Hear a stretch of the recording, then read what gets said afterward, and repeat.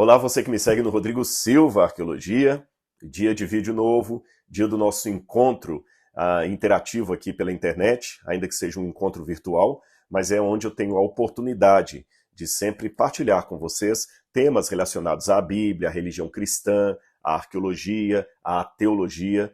E eu sei que o título desse vídeo hoje colocou pulga atrás de muitas orelhas por aí. O cristianismo vai morrer. Alguns devem estar pensando, o Rodrigo é um herege, ele está apresentando uma heresia, o cristianismo não vai morrer, é promessa de Deus que a igreja vai triunfar. Outros estarão pensando, não, isso deve ser daqueles títulos que eles colocam na internet só para chamar atenção para o vídeo e depois ele não vai falar nada disso. Não, não é nem uma coisa nem outra. Não estou falando heresia, vou mostrar para vocês a razão de não estar falando heresia, é muito lúcido o meu pensamento, e ao mesmo tempo não se trata apenas de uma forma atrativa de marketing. O título é literal, o cristianismo vai morrer, pelo menos na forma como nós o conhecemos. Esta é uma realidade que eu custei muito a aceitar, mas depois de refletir, orar a Deus, ver algumas situações sociais que estão acontecendo no mundo e ler a palavra com atenção nesses detalhes, eu cheguei realmente a essa admissão, repito, sem nenhum grau de alegria, de que o cristianismo vai perecer. Para eu chegar nas argumentações desse tema, deixe-me primeiro fazer alguns convites para você. Se você não é inscrito nesse canal, mas curte as coisas que eu apresento aqui, então vem o meu convite aqui. Por que você não se inscreve hoje? Venha fazer parte. É importante ter a sua inscrição aqui no canal do Rodrigo Silva Arqueologia. Também é importante você ativar o sininho de notificações e, se gostar, deixe o seu like. Também é muito importante para esse canal que você deixe o seu comentário aqui. Eu estou procurando, aos poucos, interagir mais com as pessoas ali. Alguns eu apenas ativo com like ali, o gostei, né, daquele comentário. Pode ter certeza, não é robozinho que ativa aquilo, não, sou eu mesmo. E alguns eu coloco uma frase, uma afirmação, alguma coisa assim, há pessoas que pedem oração, então eu estou procurando interagir. É lógico que como são centenas de comentários em cada vídeo, não dá para interagir com todos. Então, mesmo assim, eu quero estimular você a deixar aqui o seu comentário. Ele é muito bem-vindo. E pode ser que uma hora dessas eu consiga ler o que você escreveu aí e interagir com você, tá bem? Só peço a gentileza de sempre colocarem a sua opinião de maneira ética, respeitosa, especialmente com aqueles que pensam diferente de você. Está bem? E um outro convite que eu quero fazer, anote aí na sua agenda, eu estou reafirmando esse convite vários dias aí, porque é um evento especial que eu vou fazer agora no dia 22 de janeiro. A nossa equipe está trabalhando a mil, a todo vapor para esse evento. Ele será realizado em São Paulo. Jesus como você nunca viu. E eu tenho uma notícia ruim e uma notícia boa para dar para você. A notícia ruim é que o lugar, ali o auditório que foi alugado para fazer esse evento, já está lotado. Todas as inscrições que foram ofertadas já encheram, as pessoas já se inscreveram e já encheram o auditório. Não temos mais condição de colocar nenhuma cadeira lá. Por um lado, eu louvo a Deus por isso, foi muito rápido. Agora, por outro lado, havia muitas pessoas, mas eu quero participar, como é que eu faço para ir? Então a equipe tomou a decisão de transmitir pela internet o evento. É lógico, você não vai estar tendo o sabor de estar ali pessoalmente, presenciando tudo, mas você vai poder acompanhar da sua casa, tá bem? Agora anote isso e não esqueça, porque é muito importante. Para você poder acompanhar essa programação, você vai ter que clicar no link que eu vou deixar aqui no final desse vídeo, porque esse link vai falar para mim que você tem interesse e a nossa equipe vai mandar para você o link da transmissão. Então é muito importante ter a sua presença aqui, a sua inscrição aqui, tá bem? Quanto que eu tenho que pagar, Rodrigo? Não, para quem assistir de casa vai ser gratuito, você não vai pagar nada. Houve uma cobrança dos que estão assistindo presencialmente, até para ajudar também nos custos ali, mas para você que vai assistir de casa não vão cobrar nada. Então você pode assistir do Amapá, do Piauí, de Pernambuco, Minas Gerais, Bahia, até de fora do Brasil, se você estiver, tá bom? Então, no dia 22 de janeiro, será às 19h30, você vai entrar no link aqui, vai se inscrever e a gente vai mandar o link para você poder assistir o link do vídeo lá no dia. Você vai assistir ao vivo, tá certo? Dia 22 de janeiro, não esqueça. O Jesus como você nunca viu. Bom, então vamos ao assunto que eu falei que é o tema polêmico. Por que eu acho que o cristianismo vai morrer? Esse meu insight, ele começou a ocorrer a partir de várias situações que eu fui recolhendo ao longo desses anos, visitando outros países, especialmente países da Europa, e vendo como as igrejas estão cada vez caindo ali.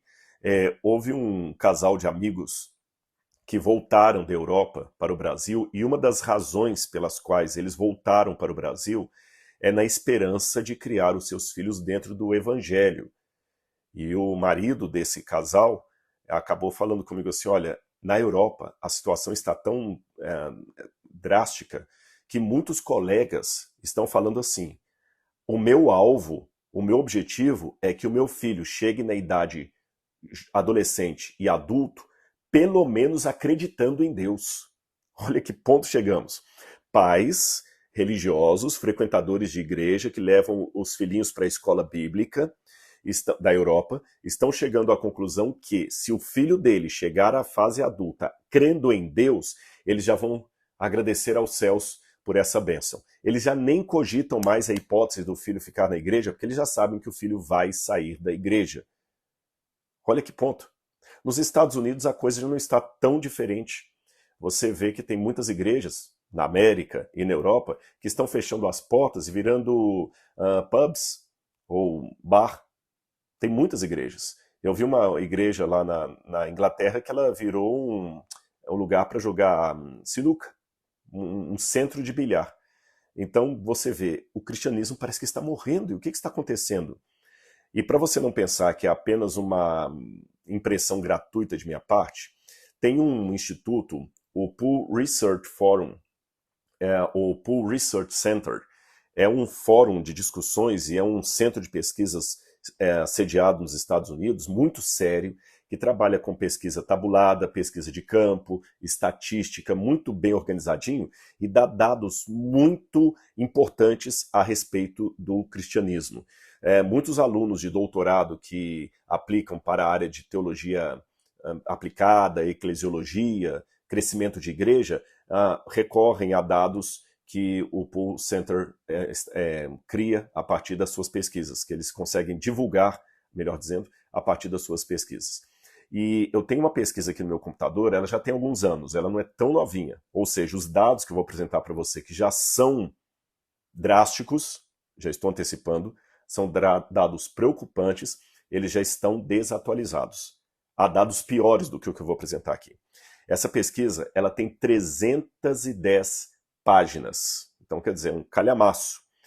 E ali o fórum percebeu, em primeiro lugar, que a proporção de cristãos no mundo, estou com ela aberta aqui, eu não vou ler as 310 páginas para você, só vou dar uma visão.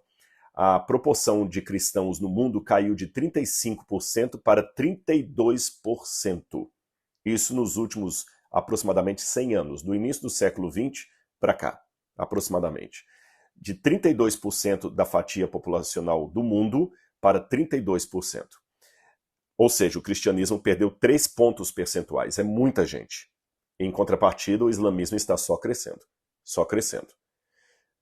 O cristianismo está perdendo, o islamismo está crescendo, e em pouco tempo o islamismo poderá ser a maior religião mundial.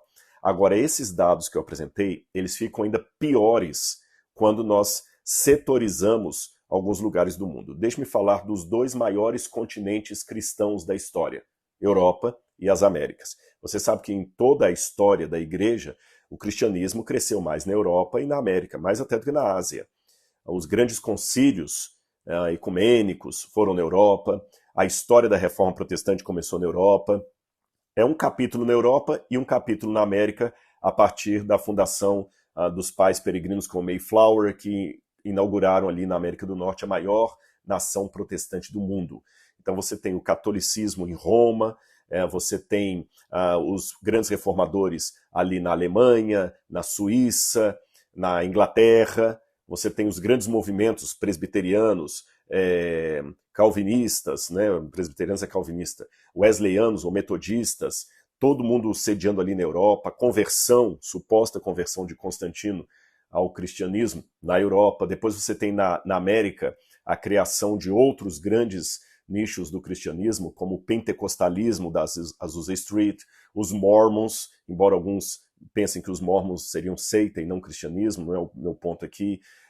Os Adventistas do Sétimo Dia, a Assembleia de Deus, embora ela começa no Brasil, né, ali em Belém, mas ela bebe na fonte da Azusa Street. E mesmo que eu estou falando do pentecostalismo brasileiro, estou nas Américas. Então é a América como continente e Europa, que detém toda os grandes capítulos do cristianismo e a maior população. Agora vejam bem, quando eu falo apenas de Europa, o Pew Research Center me disse que na Europa, nesse mesmo período de tempo que eu descrevi para vocês, desde o início do século XX até aqui, o percentual de cristãos na Europa caiu 19 pontos. 19 pontos. Ou seja, no início do século XX, 95% da população da Europa eram cristãos. Hoje, menos de 76%. Menos de 76%. E você quer piorar esses números? Eu vou piorá-los para você. 76% é o número bruto de cristãos. Mas nesse contingente aí, tem uma grande maioria, uma maioria absoluta, que diz que são cristãos apenas porque nasceram numa família cristã, católica ou protestante.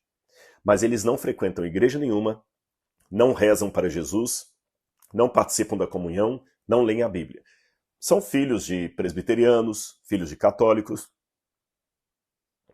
mas falando em linguagem católica, são filhos de católicos que não participam dos 7 sacramentos, falando em linguagem protestante. São filhos de protestantes que não creem no sola escritura, nem na Bíblia. Ou seja, 76% inclui aqueles que nasceram em famílias religiosas, mas eles não são religiosos. Se eu excluir esses, o percentual de cristãos compromissados na Europa cai vertiginosamente. Vamos falar da América. Vamos pegar os Estados Unidos, tá bom? Nos Estados Unidos, olha que interessante, 86% dos americanos hoje se dizem cristãos. 86%. Só que em 2010, esse número era 96%. Ou seja, de 2010 para cá, já caíram 10 pontos percentuais os valores, a fatia populacional do cristianismo só nos Estados Unidos. E então, com esses dados, como é que eu posso falar que o cristianismo vai continuar? E para você não pensar que eu estou me valendo apenas de estatística, olha o que a Bíblia falou.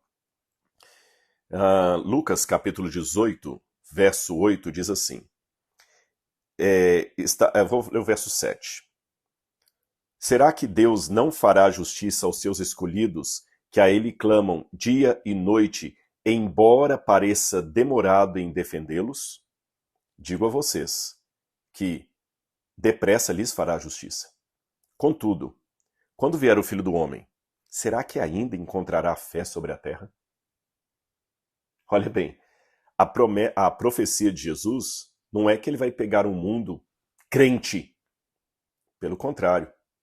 A demora da justiça de Deus, a tardança, que ainda que seja aparente, mas é uma tardança ainda que aparente, que ele fala assim, o clamor dos escolhidos né? O Senhor não virá fazer justiça, ainda que pareça demorado em defendê-los. Aí Jesus fala assim, não, ele virá rápido fazer justiça. Porém, esse rápido depende da ótica. E ele fala, será que quando o Filho do Homem vier, ele ainda vai encontrar fé sobre a terra? Olha bem. Por um lado, você tem Jesus falando, e será pregado o evangelho do reino a testemunho em todas as nações, então virá o fim. Eu, por muito tempo, li essa mensagem como sendo assim, o evangelho vai ser pregado, muita gente vai converter, e aí Jesus pode voltar. Mas agora eu estou começando a pensar um pouquinho diferente. Não estou anulando tudo que eu cria antes, não. Mas eu estou vendo esse texto por uma outra ótica. E será pregado esse evangelho a todo mundo para testemunho das nações. Essa palavra testemunho tem um viés jurídico. Ou seja, para que quando Cristo vier e encontrar essas mesmas nações incrédulas, nenhuma delas possa dizer, desculpe, nós não sabíamos. Então o evangelho vai ser pregado em todo o mundo, em testemunho a todas as nações, não para converter todas as nações, para deixar claro que quando elas decidirem não seguir a Cristo, o fizeram de maneira consciente. Uma outra passagem análoga a isso aqui, para mim, é Marcos capítulo 13, versículo 6, quando diz assim, versículo 5, tenham cuidado para que ninguém os engane. Muitos virão em meu nome dizendo, sou eu, e enganarão a muitos. Essas passagens, irmãos, me levam a crer que o tipo de fé que haverá no mundo no fim dos tempos não será a fé cristã pregada por Jesus. Essa fé cristã, como foi pregada por Jesus, será a fé da minoria, porque a maioria vai ter fé sim no anticristo. Então esse cristianismo, como nós conhecemos, baseado na palavra de Deus, baseado na fé, ele vai morrer. Ele vai morrer. Quando Jesus prometeu sobre essa pedra edificarei minha igreja e as portas do inferno não prevalecerão contra ela, temos que definir o que é essa igreja que ele está falando. Eu não estou mais convicto que será uma grande instituição mundial, com prédios, com canais de TV, estádios de futebol, tem algumas igrejas que têm até estádio de futebol. Eu acredito que vai ser uma fé de uma minoria que vai continuar fiel aos princípios de Deus, quando a maioria, para não ser perseguida ou prejudicada, vai ceder à sedução e às imposições do anticristo. E curioso, ele é anticristo, ele não é anti-Maomé, ele não é anti-Buda, ele não é anti-Confúcio, ele é anticristo. E a palavra anti em grego, ela não tem apenas o significado de contra, como nós pensamos. Essa preposição anti em grego significa o contra que se coloca no lugar de. Então ele vai aparecer, ele vai aparentar ser Jesus.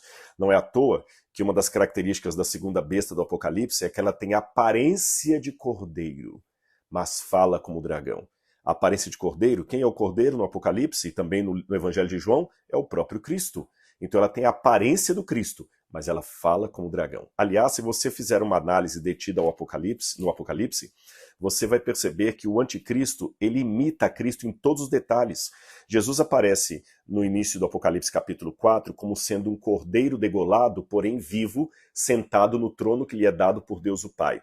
Depois a besta do Apocalipse aparece no capítulo 13, também com uma das cabeças degoladas, e ela se assenta no trono que lhe é dado pelo dragão. O Cristo verdadeiro sela os 144 mil na sua testa com o seu selo. A besta do Apocalipse também coloca uma marca na testa e na mão de todos aqueles que aderirem ao seu reino.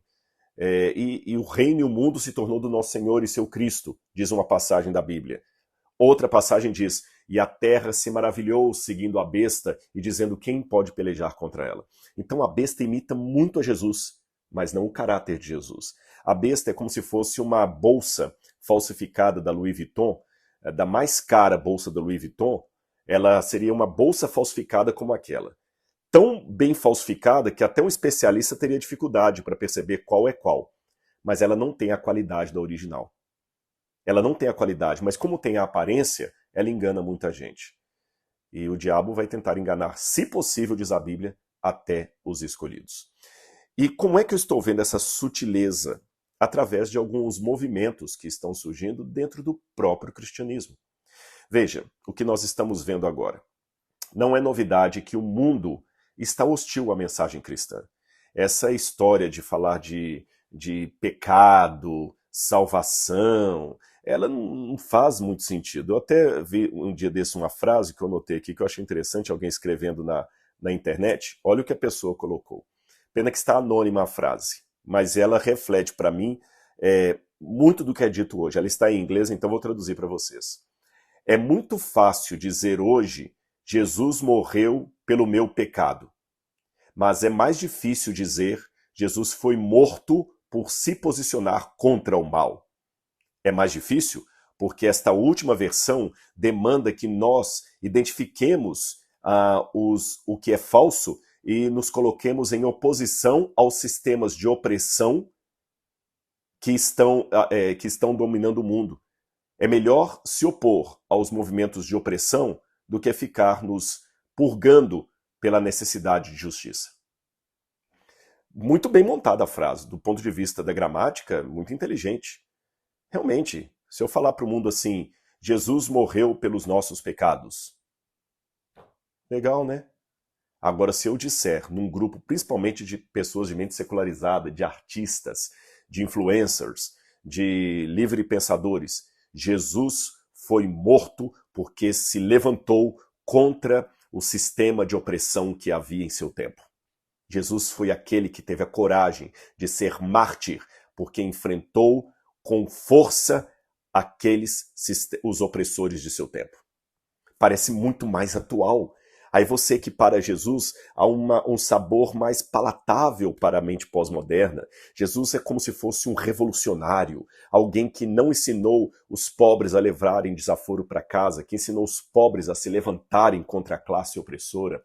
Jesus é aquele realmente que se levantou contra tudo. Então esquece esse negócio de morte vicária na cruz do Calvário pelos nossos pecados, como disse aqui a frase, apenas para nos a purgar de nossa necessidade de justiça. Não, Jesus morreu como um mártir por uma causa que nós também abraçamos. Então, nesse segundo modelo, Jesus acaba se tornando, de fato, um parâmetro aceitável.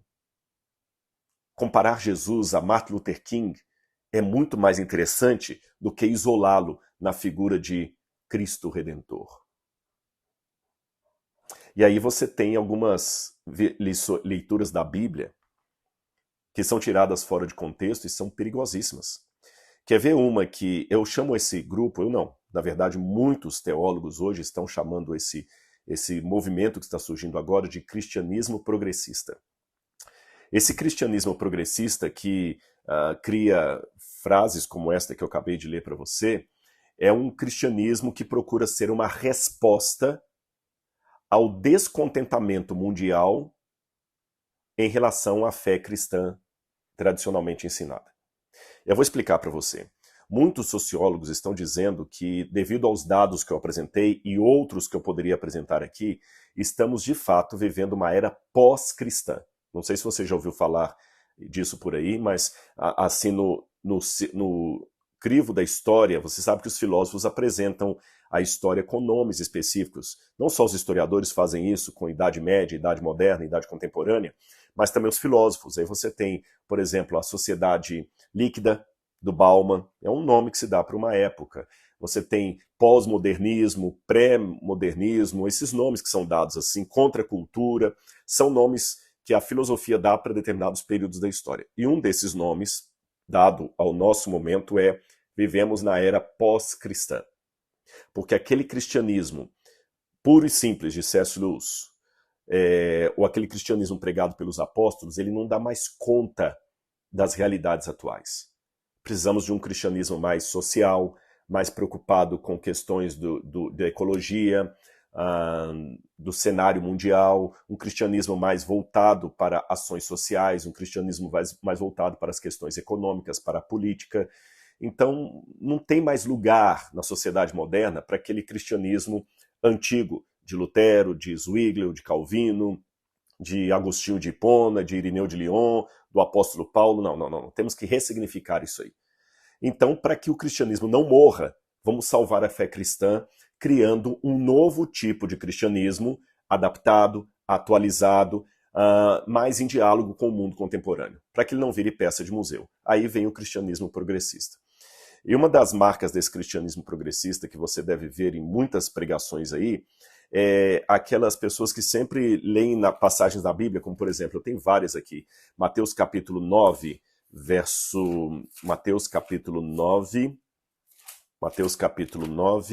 versículo 11, que diz assim, preste atenção, Mateus 9, verso 11. Vendo Jesus e os seus discípulos, então os fariseus perguntavam aos discípulos de Jesus, por que o mestre de vocês come com publicanos e pecadores? Há várias passagens da Bíblia onde Jesus é descrito como alguém que come com publicanos e pecadores. Com base nesse jargão diversas vezes repetido na Bíblia, quase sempre na acusação dos fariseus, com exceção de uma vez ou outra em que Jesus falou, olha, publicanos e pecadores e prostitutas vos antecedem no reino. Então a leitura que o cristianismo progressivo faz disso aqui é, tá vendo? Jesus amava todo mundo. Jesus estava sempre comendo com publicanos e pecadores. Então eu, como pastor, eu como padre, não tem problema nenhum estar lá na balada tomando uma cervejinha com a galera da igreja, porque Jesus estaria ali também. Não há problema nenhum em aceitarmos coisas que os antigos condenavam, porque Jesus estava também, na época dele, indo na contramão da religião tradicional, institucionalizada. Aliás, falando até em religião, uma das marcas também do cristianismo progressivo é ser contra o rótulo religião. Jesus não pregou religião, ele pregou o reino. E o reino não é religião, não é instituição religiosa. Então não podemos ter religião. Só uma advertência aqui. Quando eu falo cristianismo progressivo, é lógico que esse é um nome generalizado, mas dentro desse papel tem muitas linhas de pensamento, algumas até contraditórias umas às outras, tá bem? Estou falando de uma maneira mais genérica. Mas uma grande parte de cristãos progressistas dizem, eu sou cristão, não sou religioso. Por exemplo, Jesus comeu com pecadores, então qual o problema de aceitarmos uma relação matrimonial que a Bíblia condena? Qual o problema de aceitarmos uma festa, uma balada, até um uso da maconha, por exemplo? O cristão pode aceitar maconha? Por que não? Isso é uma questão de saúde pública, não é questão de fé.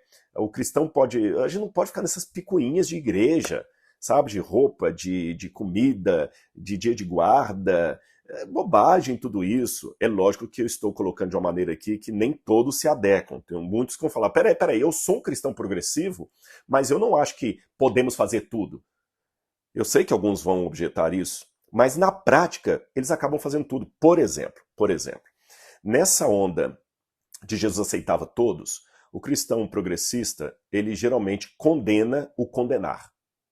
A igreja não deve falar que isso aqui é proibido, que isso aqui é pecado, porque é proibido proibir. Por isso que os jovens estão afastando, que você já proíbe a masturbação dele, proíbe que ele fume uma maconhinha, proíbe que ele vá para balada, proíba que ele faça sexo antes do casamento, proíbe tudo. Então a igreja vira um porre.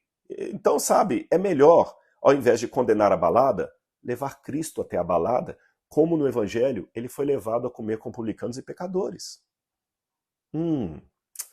O problema de muitos discursos não é o que ele diz, mas é o que falta ser dito. De fato, a Bíblia diz que Jesus comia com publicanos e pecadores.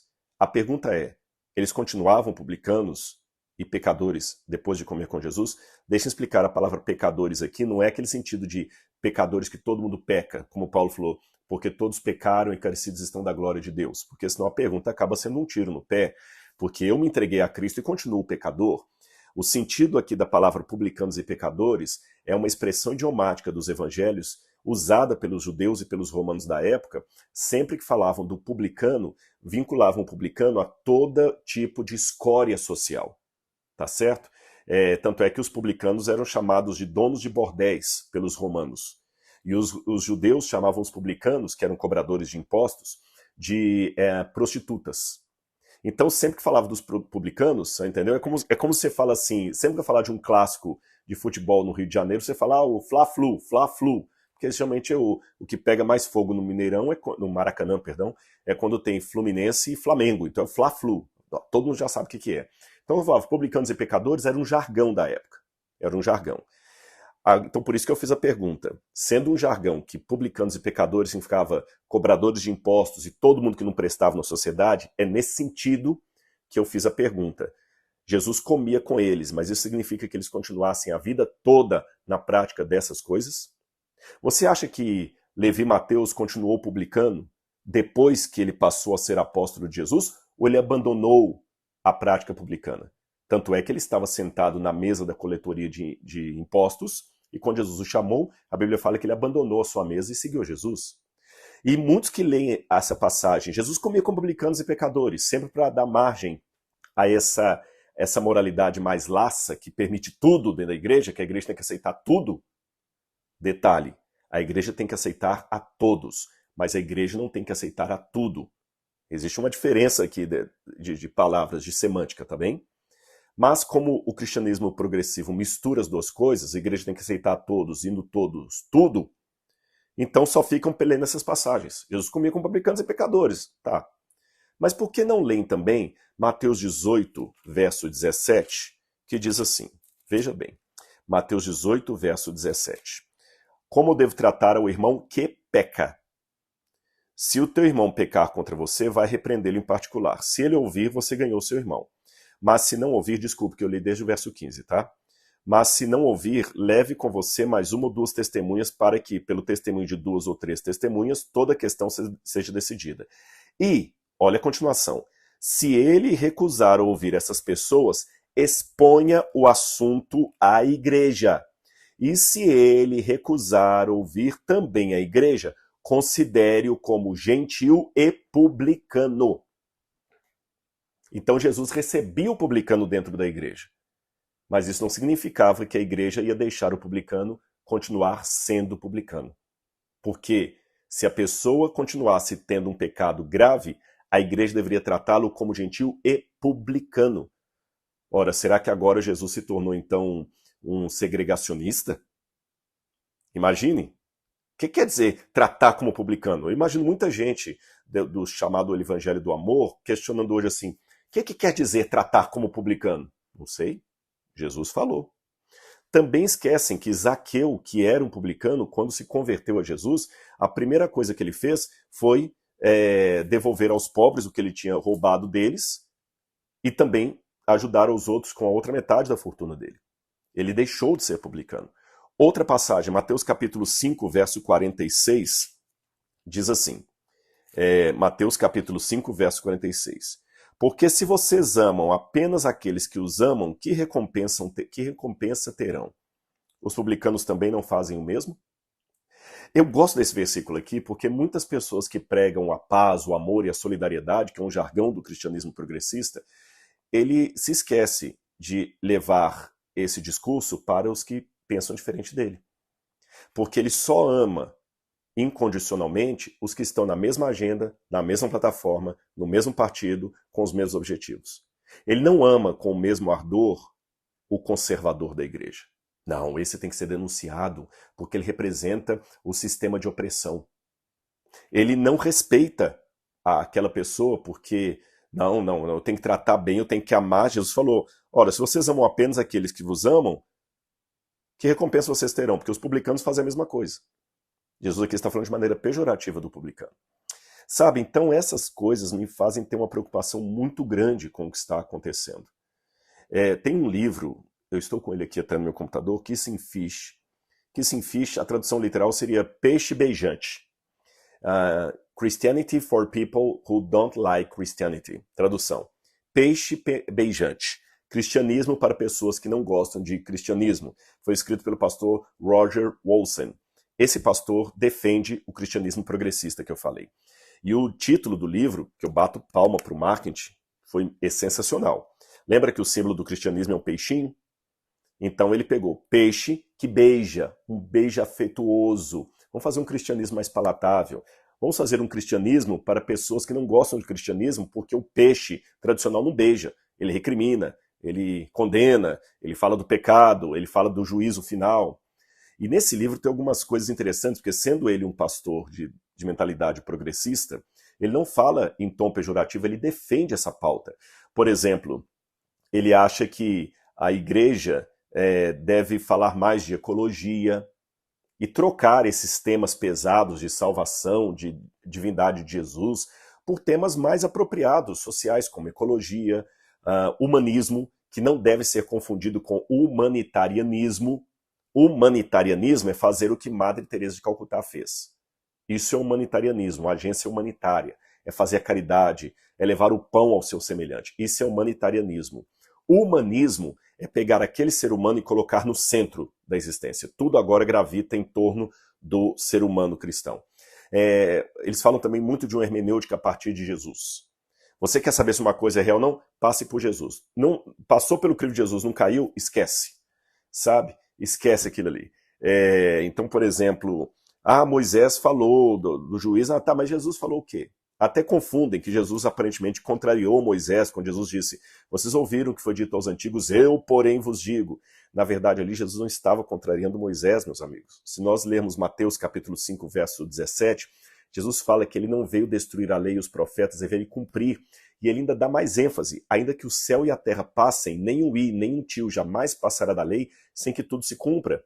E ele continua dizendo, qualquer que violar um desses pequenos mandamentos e assim ensinar aos homens, será considerado mínimo no reino dos céus. Aquele, porém, que os ensinar, esse será considerado grande no reino dos céus. Foi depois desse preâmbulo que Jesus falou, eu sei o que foi dito aos antigos, não faça isso, eu, porém, vos digo.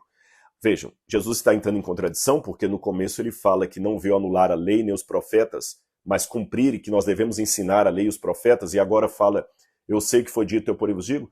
Jesus aqui não está fazendo referência aos escritos de Moisés, mas à tradição oral dos rabinos. Você sabe que os judeus, desde a época do Segundo Templo, a época de Jesus, eles tinham duas tradições que ambas são formadoras de doutrinas no judaísmo. A tradição escriturística, a lei e os profetas, que nós cristãos chamamos de Antigo Testamento, e a tradição oral, a Pirkei Avot, a tradição dos pais, tá certo? Foi essa tradição dos pais que virou, a partir do final do primeiro século, início do segundo, o chamado Talmud, com a Guemará, a Mishnah, que hoje o Talmud é em grande parte o fio condutor do comportamento judeu. Muitos judeus hoje têm a sua fé baseada não nas escrituras, mas no Talmud, na opinião dos rabinos. O Talmud é a transformação por escrito daquela tradição oral que havia no tempo de Jesus. Então, quando Jesus falou assim, eu sei o que foi dito, ele não está se referindo ao Antigo Testamento. Mesmo que, aparentemente, ele fale de algo que está lá. Eu sei o que foi dito aos antigos, não matarás. Mas quando Jesus, em 100% dos casos, está se referindo às Escrituras, ele fala, está escrito. Está escrito. Quando ele fala, foi dito aos antigos, mesmo porque algumas das falas que ele diz aqui foi dito aos antigos, não está no Antigo Testamento. Está conforme a tradição oral. É a essa tradição oral que Jesus está questionando. Como ele falou assim, pela tradição de seus pais, vocês transgridem o mandamento de Deus. Então é uma hermenêutica tomada completamente errada por aqueles que pegam isso para falar que Jesus anulou o Antigo Testamento e tudo mais, e que não precisamos mais dar conta disso aqui. Até Paulo, pasmem, até Paulo é questionado por alguns setores do cristianismo progressivo que falam que Paulo também não entendeu a graça. A graça está só no Evangelho e na interpretação daquele que faz. Bom, para finalizar isso aqui, gente, eu queria dizer para vocês que a minha primeira experiência com o cristianismo progressista foi quando eu estudei com os jesuítas e vi a teologia da libertação. E era muito sedutor o discurso, não vou mentir para vocês. A teologia da libertação era fantástica na época. Até um dia que eu percebi uma palestra de Carlos Masters, onde ele começou a ensinar que o milagre da multiplicação dos pães não foi nada sobrenatural. Na versão desse teólogo, o milagre consistiu apenas numa questão social. Jesus tinha alguns ali seguindo, alguns tinham pão, outros tinham peixe e a maioria não tinham nada.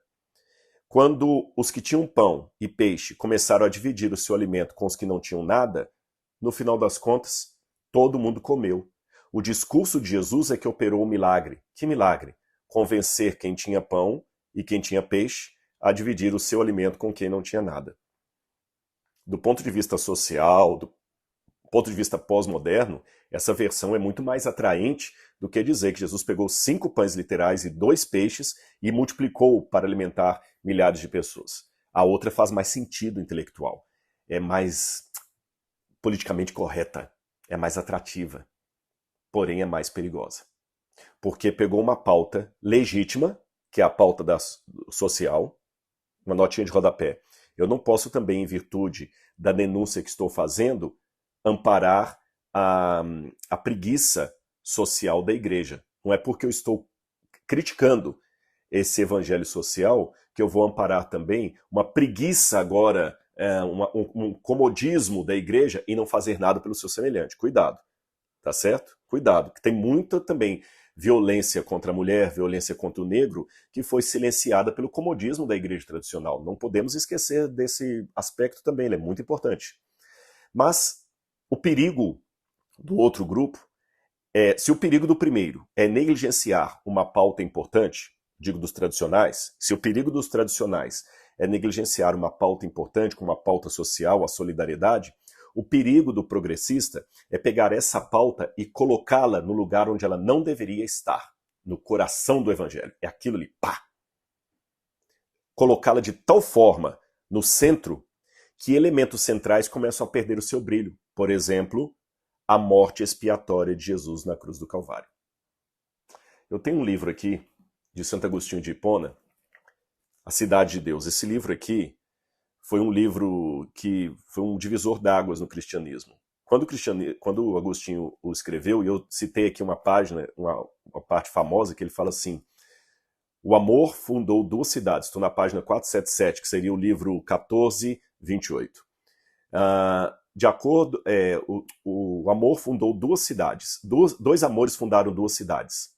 A cidade terrena, pelo amor de si mesmo, e a cidade celestial, pela contemplação de Deus e o amor de Deus. E essas duas cidades que Agostinho coloca aqui seriam Jerusalém e Babilônia. Quando Agostinho escreveu isso aqui, a igreja tinha conseguido o poder político. E Agostinho estava escrevendo o Cidade de Deus de uma maneira triunfante, porque o reino finalmente se estabeleceu no mundo, porque o cristianismo agora é Roma. O grande problema dessa pregação tão bonita de Agostinho, porque ele escreve bem, o homem era um poeta para escrever, poucos cristãos escreveram como Agostinho, é que ele não percebeu que em enaltecer o poder terreno da igreja, quando ela assumiu a hegemonia romana, ele esqueceu da mais importante promessa do Novo Testamento, que é a volta de Jesus. Em consequência disso, a doutrina do segundo advento quase morreu. E por pouco o cristianismo se tornou uma instituição tão secularizada que já não tinha quase nada a ver com os apóstolos. E você sabe o saldo devedor que isso gerou na Idade Média e início da Idade Moderna, com tantos mandos e desmandos em nome de Deus, na institucionalização da fé, que colocou a igreja no lugar onde ela não deveria estar. Veja, a igreja é um tema importante, mas quando a igreja foi colocada no lugar onde ela não deveria estar, criou-se um cristianismo institucionalizado e apostatado, que perseguiu e matou muitas pessoas na Idade Média. Assim como a igreja, embora tema importante, colocada no lugar errado, leva o cristianismo à heresia e à autodestruição, essas pautas que o cristianismo progressista quer elevar hoje em dia, também colocarão o cristianismo em apostasia e destruição, prontinho para receber o anticristo. Como é que eu termino essa minha fala preocupante? Sim, meus irmãos, o cristianismo vai morrer. Ele vai dar lugar a um outro tipo de cristianismo, do qual eu não quero fazer parte. Não porque eu sou ufanista, me acho melhor do que os outros crentes, não. É porque eu quero desesperadamente ir para o céu. Tenho a plena consciência dos meus pecados e do sangue derramado por mim na cruz do Calvário. E eu não posso me abster de pregar o Cristo crucificado e a volta do Cristo crucificado e ressurreto. Porque senão, o que será da minha vida? Eu espero que você também tome a mesma decisão. Não posso julgar ninguém. Não sei quantos farão parte dessa minoria que continuará fiel ao cristianismo apostólico. Eu só sei que, pela graça de Deus e não por méritos próprios, eu quero estar entre eles. Que seja a sua decisão hoje também. Principalmente quando o cristianismo estender suas mãos através do abismo e abraçar as correntes satânicas que vêm transfiguradas como anjos de luz. Que Deus abençoe você. Um grande abraço. Até o nosso próximo encontro.